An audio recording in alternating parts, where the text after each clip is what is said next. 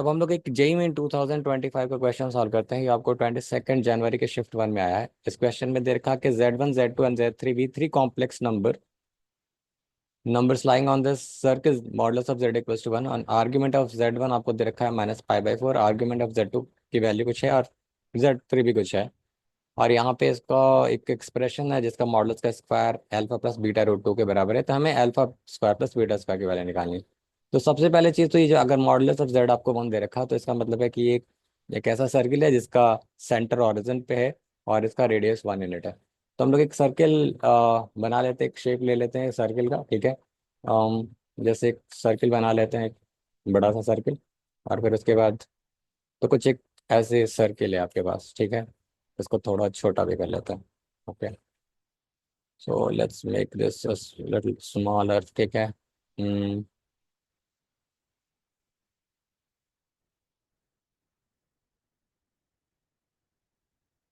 Okay, अब एक ये सर्किल है आपके पास, ठीक। और यहाँ पे ये कुछ ऐसा आपका कोऑर्डिनेट सिस्टम होगा, ये वाला, ये पॉइंट, और यहाँ पे एक और। तो ये है आपकी सर्किल, ठीक है, जिसका ओरिजिन पे सेंटर है, 1 यूनिट का रेडियस है। अब ये जो पॉइंट्स है आपके Z1 और Z2 और Z3, ये लाई कर रहे हैं कहाँ पे, इस सर्किल के ऊपर, ठीक है। और इसका आर्ग्यूमेंट दे रखा है -π/4, यानी ये -π/4 एंगल कुछ ऐसा बना रहा होगा, ठीक है। तो यानी यहाँ पे कुछ ऐसा -π/4 का एंगल बनाता होगा। आप यहाँ पे आएंगे तो ये आपका है -π/4। तो यानी ये जो आपका पॉइंट है, ये पॉइंट है आपका कॉस ऑफ -π/4 और कॉमा साइन ऑफ -π/4, राइट। तो इस पॉइंट को अगर आप निकालेंगे तो ये क्या आएगा पॉइंट आपका, बेसिकली -+1/√2 कॉमा -1/√2। तो यहाँ पे यही आपका पॉइंट Z1 है। फिर Z2 कहाँ पे लाई कर रहा है, Z2 का आर्गुमेंट उन्होंने 0 दे रखा है, यानी इसी के अलॉन्ग लाई कर रहा है, यानी Z2 यहाँ पे है, यानी उसका कोऑर्डिनेट है आपका 1,0।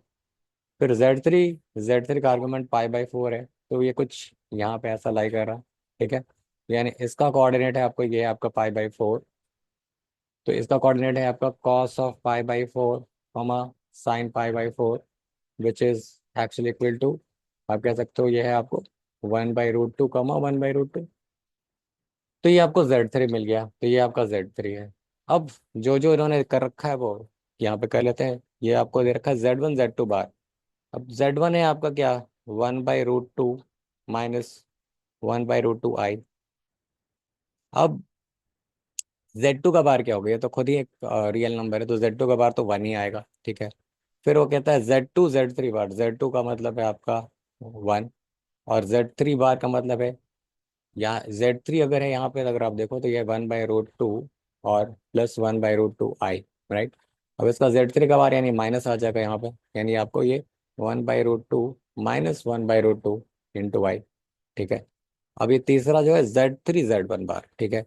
तो आपका Z3 तो है 1/√2 +1/√2 और +1/√2i। और Z3 Z1 का बार यानी यहाँ पे ये क्या हो जाएगा, आपको ये पॉजिटिव बन जाएगा, ये 1/√2 हो जाएगा और ये +1/√2i। क्यों भैया, समझ में तो आ रहा हो क्या, Z1 बार आपको क्या होना चाहिए, 1/√2 और +1/√2i, राइट। अब ये जो भी चीज़ है इसका सबका मॉडुलस का स्क्वायर निकालना है, ठीक है। तो सबसे पहले तो इसी को सॉल्व करते हैं कि ये क्या है। तो ये भी 1/√2, ये भी 1/√2, यानी दोनों को जोड़ दिया तो ये 2/√2 हो गया। ये भी -1/√2i -1/√2i दोनों जुड़ गया, ये भी -2/√2i हो गया, ठीक है भैया। अब ये क्या है, ये 1/√2 +1/√2i 1/√2 यानी 1 अगर √2 कॉमन निकाल ले यहाँ से तो ये 1 + i। और यहाँ पे भी 1/√2 कॉमन निकाल लिया तो ये भी 1 + i, यानी ये 1 + i का स्क्वायर है, ठीक है भैया। तब यहाँ पे आप इसको क्या कर सकते हो, ये आपका 2/√2 का मतलब क्या हुआ भैया, ये आपको √2 हो गया। 2/√2 का मतलब क्या हुआ, ये भी √2 हो गया। अब यहाँ पे 1/√2 को मल्टीप्लाई किया तो 1/2। और ये 1 + i का स्क्वायर है तो 1 + i² और +2i, राइट। अब आयोटा स्क्वायर और 1 कैंसिल हो जाएगा क्योंकि आयोटा स्क्वायर आपका -1 है, तो ये भी कैंसिल हो गया। अब इसका स्क्वायर यानी कुल मिला के मेरे पास क्या चीज़ बची, √2 -√2i और +i, राइट, बिकॉज 2i 2 से ये कैंसिल हो गया। का मॉडुलस का स्क्वायर यानी यहाँ पे √2 और +1 -√2i का मॉडुलस का स्क्वायर। यानी इसका मतलब है कि आपको यहाँ पे मॉडुलस हटा दिया तो ये है आपको √2 का स्क्वायर प्लस 1 - √2 का स्क्वायर। यानी ये चीज़ क्या मिल रही है मेरे को, 2+1+2 - 2 √2। यानी यहाँ से मिला मेरे को 2+1+2 यानी 5 - 2 √2, जो कि यानी आपको ये किसके बराबर है, अल्फा प्लस बीटा √2। यानी अल्फा आपको 5, बीटा आपको -2। आपको चाहिए क्या, आपको चाहिए alpha square plus beta square, which is gonna be equal to 25 + 4, जो कि हो गया आपको 29। ठीक है, तो 29 ही आपका आंसर होगा, जो कि है ऑप्शन नंबर बी।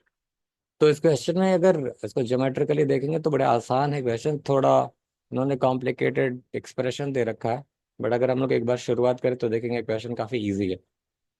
ठीक है, तो इस क्वेश्चन में बस इतना ही। अगर आपको कोई क्वेरी क्वेश्चन हो तो आप मेरे से कमेंट सेक्शन में पूछ सकते हैं। ठीक है, बस इस क्वेश्चन में इतना ही।